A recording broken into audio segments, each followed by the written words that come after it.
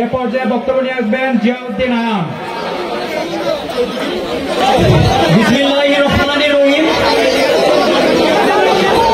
সংগ্রামী ভাই ও বোনেরা,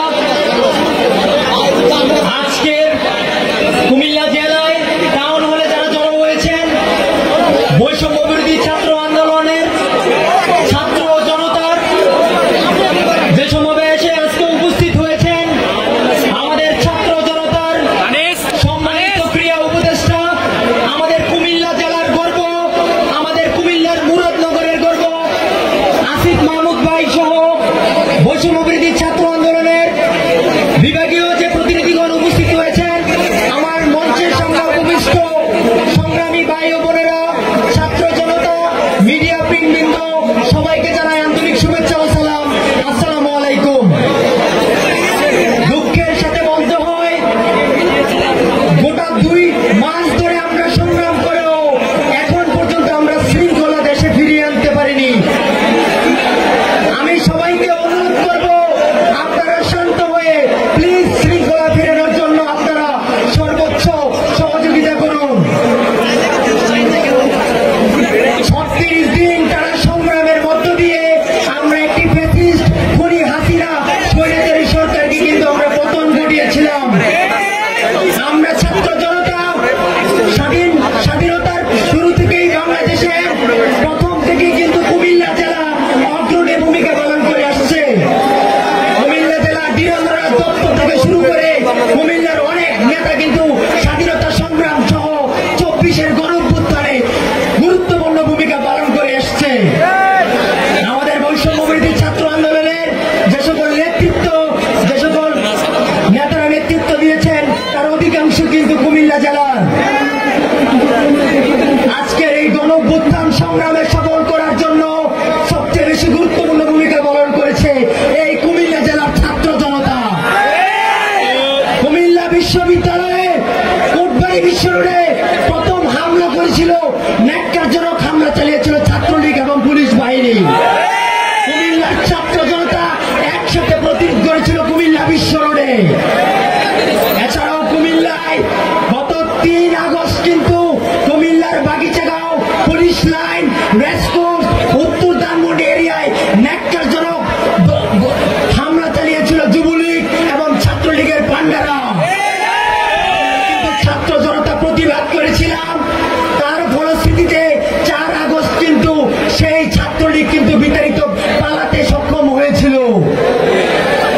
5ই আগস্ট মহান বিজয়ের মধ্য দিয়ে এই কুমিল্লার টাউন হলে বক্তব্য দিয়েছিলাম শেষ। জাহাঙ্গীরনগর বিশ্ববিদ্যালয় থেকে বৈষম্য বিরোধী ছাত্র আন্দোলনে শুরু থেকে যখন নেতৃত্ব দিয়েছিলাম, প্রথম থেকে পুলিশি নির্যাতনের শিকার হয়ে কিন্তু কুমিল্লায় পুলিশের নির্যাতনের শিকার হয়েছিলাম। তারপরে কুমিল্লায় কিন্তু বিজয়ের বক্তব্য দিয়েছিলাম। আজকে মঞ্চে উপবিষ্ট হয়েছি। আজকের এই প্রোগ্রামের প্রধান উদ্দেশ্য হচ্ছে আপনাদেরকে বার্তা দেওয়া, দেশের রাষ্ট্রীয় সংস্কারে সবাইকে দল মত নির্বিশেষে এগিয়ে আসা। আমাদের সময় এসেছে। আজকে আপনারা দেখেন ভারতীয় বিএসএফ কিভাবে সীমান্তে আমাদের ফেলানি হত্যা থেকে শুরু করে স্বর্ণা দাস থেকে শুরু করে সবাইকে নির্বিচারে গুলি করে হত্যা করছে। সময় এসেছে কথা বলার, সময় এসেছে প্রতিবাদ করার, সময় এসেছে বৈষম্যের বিরুদ্ধে দাঁড়ানোর। আজকে আমরা এখানে সমবেত হয়েছি দল নির্বিশেষে। বাংলাদেশ যতদিন বৈষম্যহীন না হবে, ততদিন এই বৈষম্য বিরোধী ছাত্র আন্দোলন সংগ্রাম চালিয়ে যাবে। আজকে আমরা দেখেছি যে কিভাবে সন্ত্রাস ছাত্রলীগ বাহিনী আমাদের এই কুমিল্লা জেলার ছাত্র জনতার উপর হামলা চালিয়েছিল। আজকে যখন আমরা ঢাকা থেকে যখন চট্টগ্রাম বিভাগীয় প্রতিনিধি দল আসছিলাম, তখন প্রথমে কিন্তু আমরা সেই কুমিল্লার দাউদকান্দিতে শহীদ হওয়া মাহিনের কবরস্থানে কিন্তু আমরা জিয়ারত করে এসেছিলাম। কুমিল্লার শত শত শিক্ষার্থী কিন্তু আহত হয়েছিল।